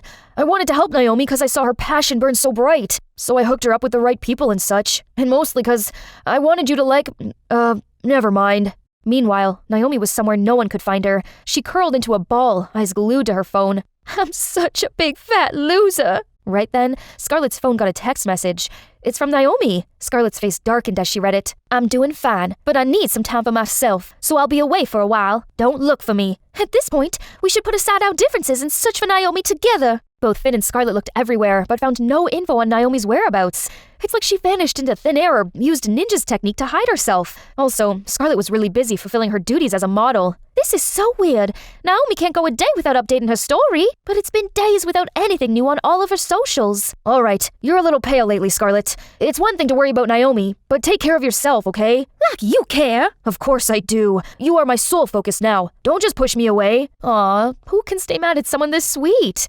Since Scarlet and Finn resumed their collaboration, her popularity soared. However, they made no progress in finding Naomi, which upset Scarlet. Even though she's surrounded by fancy material stuff, she wasn't truly at ease. All of a sudden, #CancelScarlet became #1 on Twitter's trending page. Then multiple screenshots of seriously problematic tweets that are supposedly from Scarlet's account surfaced, causing more public backlash. Obviously, she got boycotted, which led to her follower count plummeting and her losing contracts with multiple brands. Despite the company's effort to clear everything up, the damage was done. The fact that those photos were fake couldn't stop keyboard warriors from attacking her, and Scarlet had to face horrible insults on a daily basis. So, all this time, Naomi had to deal with this kind of stuff? That must have been mentally excruciating, especially since she couldn't share with anyone. And I even reprimanded her. Naomi, where are you now?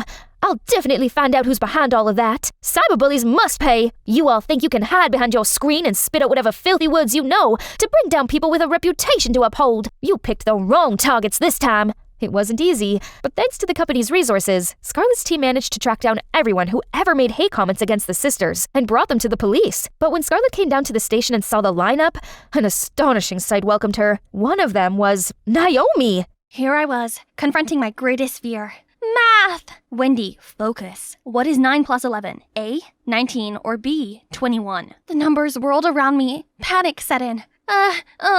9 plus 11. 1, 2, 3, 4, 5 equals 19? No, 21? Great numerical gods, why is this so confusing? You're so extra. Sit up. I'll show you again. I still don't get why I have to do this, though. It's not like I'm going to school. Yeah, I quit school not long ago to help Mom out, making a couple of bucks. In case you haven't noticed, we're dirt poor. I'm Wendy, by the way. 15 and fabulous. Well, sorta. I know I'm a big silly goofball, but the good thing is my brother, Leo, does not share the same brain cell with me. That guy ate knowledge for breakfast. He went to this elite high school, on scholarship of course, and always the top student 3 years in a row. That's like genius. Mom also said he's our only ticket out of poverty. That's why she held 3 jobs at once, while I gathered scrap metal to sell to the scrapyard to support his study. The 3 of us have been working hard to create a better life for our family. But then, one afternoon, I suddenly noticed posters of Leo that accused him of breaking his classmate's arm. What nonsense is this? I tore them all down and rushed home to see a bunch of gangsters breaking our things. My mom and Leo were in the corner, begging them to stop. Stop! What on earth are you doing? What does it look like I'm doing, brat? I'm collecting compensation for your brother's victim. He messed with the wrong person. The son of a loaded family. You got the wrong guy. Leo wouldn't hurt a fly. Right, Leo? I turned to him, but he just lowered his head in guilt and defeat. How much then? $3,000. 3,000? You kidding, right? Do I look like I'm kidding? Let her go! Just stop it! All of you! Then Mom rushed to the kitchen and brought back all of our saving jars. They're about $1,000. Just take them and leave us alone. I'll pay the rest later. The thug let me go and grabbed the jars. We'll be back next month for the rest. Mom fell to her knees. She looked so hopeless amongst the mishmash. Mom, Wendy, I'm so sorry. Please let me help. The school already suspended me for a whole month. I'll get a job. I'll pay for the debt. No, my boy. Use this free time to study. Once you come back to school, I want you to be the perfect student, so no one can ever look down on us again, okay? But what about the debt? Just leave it to me. I'll work some extra shifts here and there, and everything will be sorted. Now, go study. Thank you. Mom, I won't let you down again. Then he left the room. That's when Mom's smile wears off. I knew she only said that so Leo could have his peace of mind. The truth was, no amount of Mom's extra shifts could get us $2,000 by next month. I think if the math was right, it's time for me to save the day. I tried to get a job, but somehow they all lasted for only one shift. Like when I was waiting for this diner, all the food and drink just fell out of my tray. Or that time when I work at construction site and I got my foot stuck on the thing I just built. I came home feeling deflated. Just then, there was a knock at the door. It was Nathan, Leo's best friend. I could instantly feel my cheeks heating up. Hello, Erp to Wendy. Are you gonna let me in? Or are we gonna stand here, awkwardly? Sure. Come on in. You look, exhausted. You sure you're alright? It's just the whole thing with Leo. I've been trying to get a job to pay for the debt, but nothing worked. I'm sorry all that happened to your family, and I want to help you. But there's something you should know first. After the talk, Nathan got me a job as a maid for his cousin Zach's house. Other maids were showing me around when, get out! A maid ran past us, crying her eyes out. What was that? That is the young Master Zach throwing a tantrum. He's the illegitimate son of the late master and was only brought here 5 years ago by his grandfather. And let's just say, Madame Linda, his stepmom, is not so thrilled about it. They've been on each other's necks ever since. The girl you just saw was Madame Linda's favorite. She's been a thorn in Master Zach's side for a while now. Then I gotta find a way to get on both their good sides, to prove that I'm perfect for this job. Okay, first day at work. Madame Linda was complaining about Zach's toy car collection, so I threw them all away. But Zach went bonkers on me and went rummaging through the junkyard to find every single one of them. Sorry, Master Zach. It's just Madame Linda. Oopsies. He immediately stormed off to confront Madame Linda. I felt bad, so to make amends between them, I cooked his favorite soup and told him that Madame Linda made it for him as an apology. But as he took the first bite, his face turned green and dashed to the nearest toilet. Whoops. One rainy day, I was taking the trash out and saw a strange woman peeking from the fence. She suddenly tripped, so I helped her up, asking if she was looking for someone, but she just ran away. Whoa, Jesus! How long have you been standing there? Long enough. Come inside, it's freezing out here.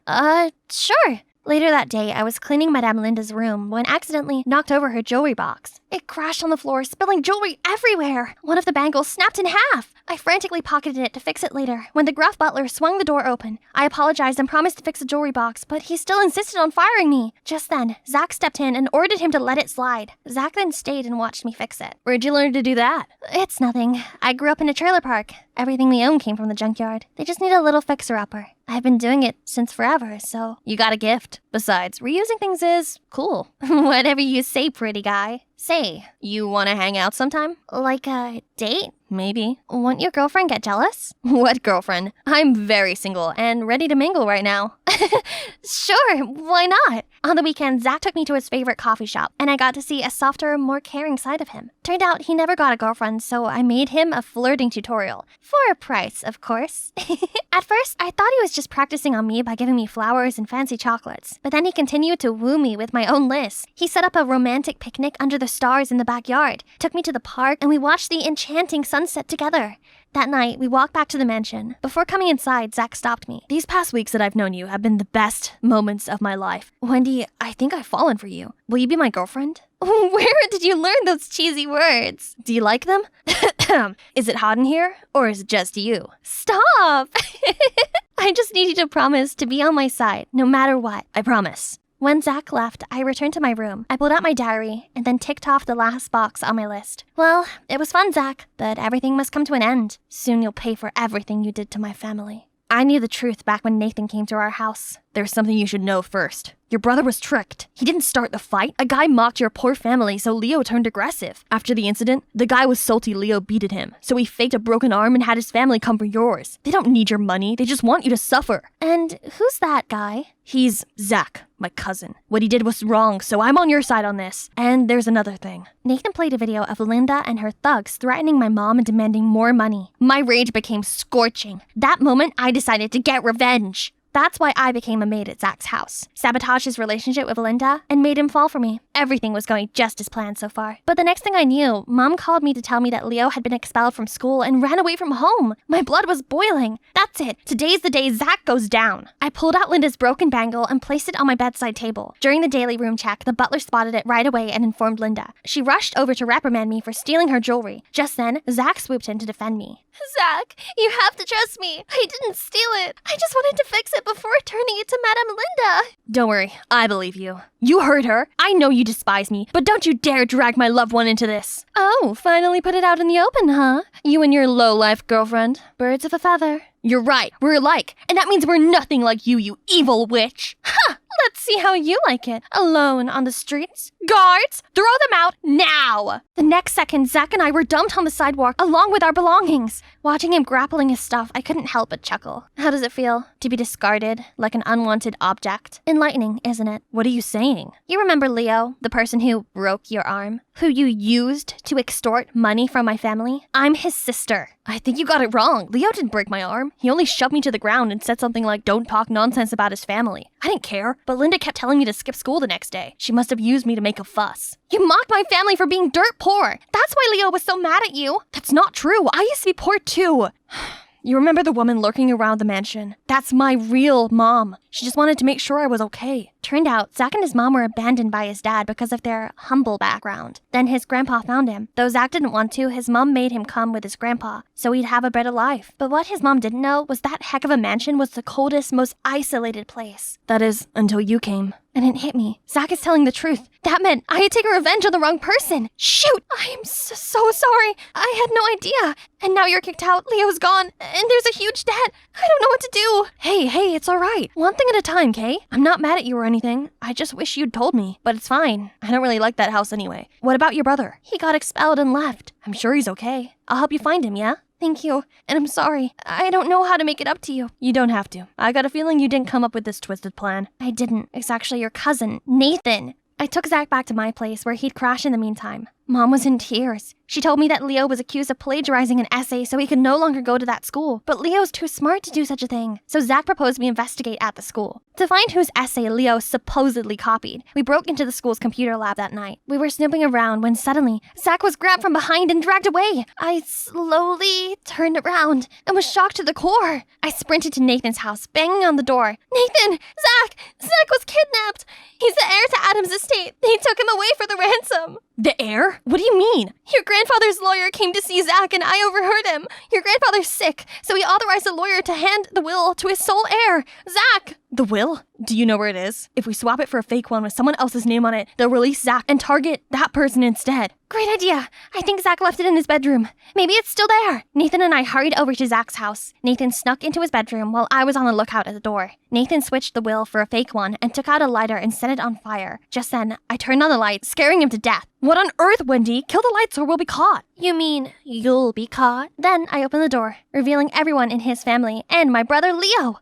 What's going on? Enjoying the taste of your own medicine, cousin? Yeah, you just got busted. Remember when we were at the lab? I was shocked to the core to see my brother muffling Zach. Shh, be quiet or we'll get caught. Leo, I thought you left. Mom was worried sick. I know, I'm sorry, but I need to sort this out. Things have been sketchy ever since that incident with this guy. And now with this, I gotta prove my innocence. So I came here and found this. Look. Turns out, Leo's essay was identical to yours, Nathan.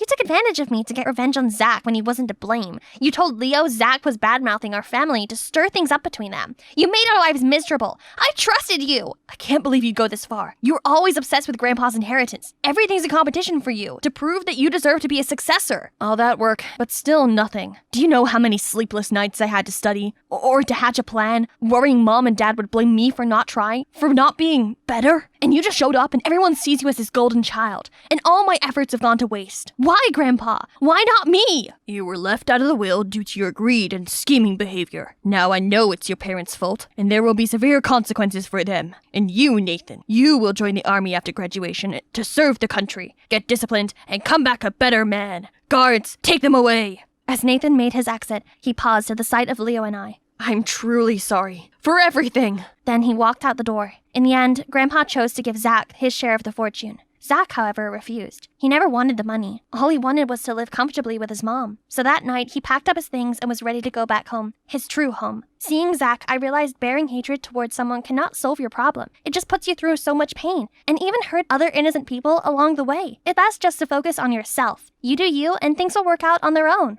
Like now that all mysteries are debunked, our family is free of debt, and Leo can go back to school, full scholarship. Also, to compensate for what we've been through, Zach's grandpa decided to start a charity fund, and my family was the first to benefit from it. They even helped my mom secure a steady job. As for me, I found a knack for making things and found my place as an apprentice at a pottery studio. My coworkers have become my extended family. They always make fun of me whenever he picks me up. Hop on. We're going to a very special place today. Where to? It's a surprise. Hold tight. Hi, it's me again, Diane. In part 2 of my story, I started to work in my parents' company, but I didn't have the courage to tell them the truth that I was their long-lost daughter. Fortunately, one day, I found out that Brett, my boyfriend, wasn't my half-brother, and that his mom, Ashley, had been lying this whole time. But I didn't want to unveil the truth because I didn't want Brett to get hurt. That was until the day I bumped into Ashley.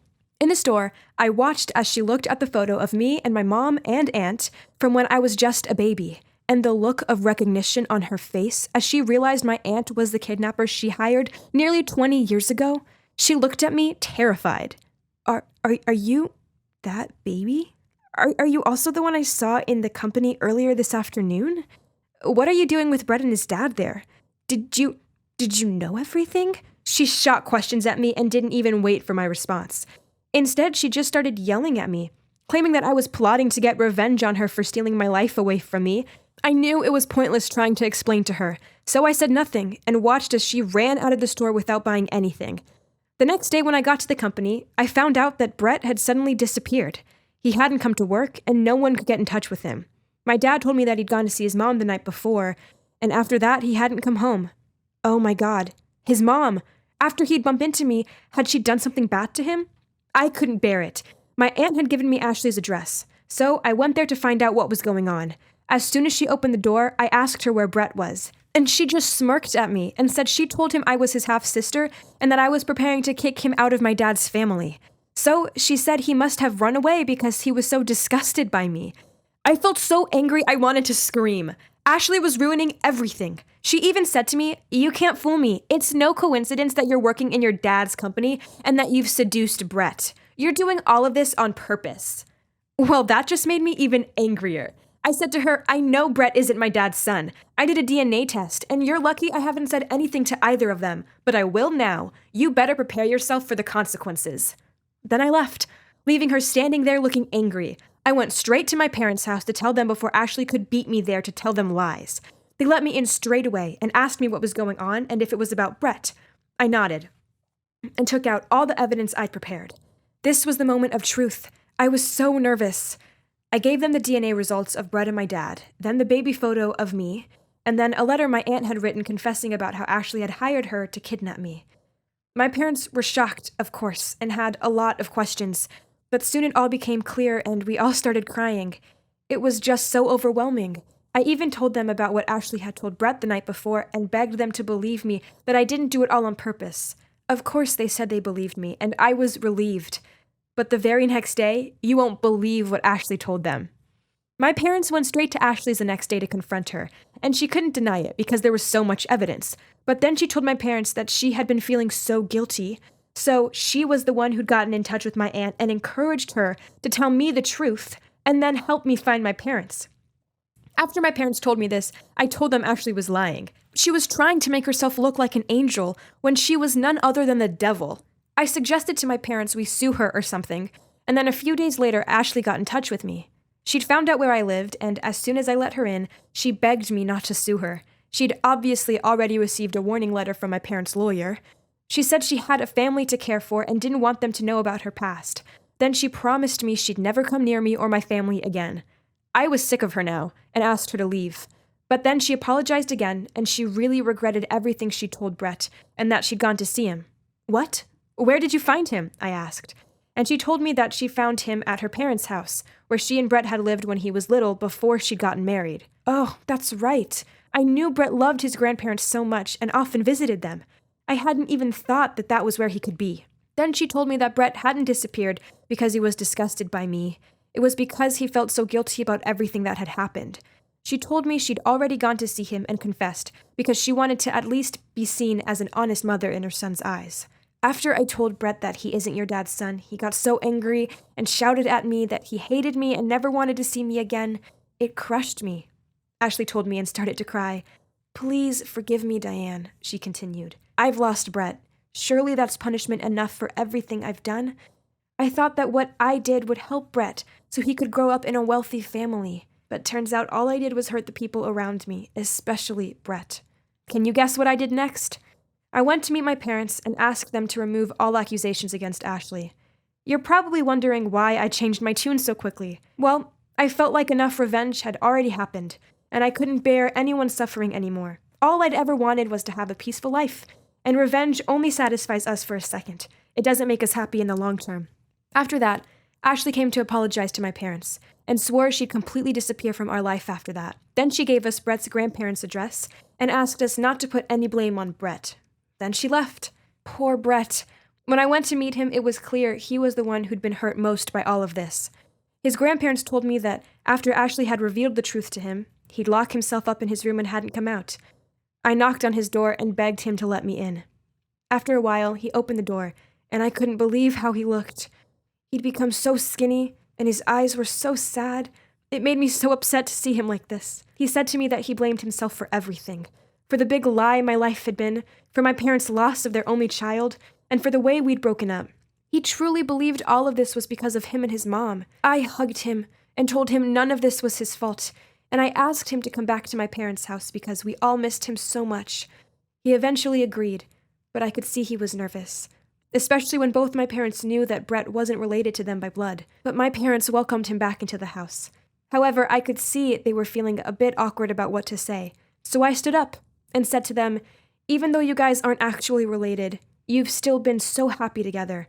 Just like my adoptive mom, she ended up getting a daughter she might never have had, and you got a son that brought you so much joy. Sure, there were lots of lies, but we were still happy, right?"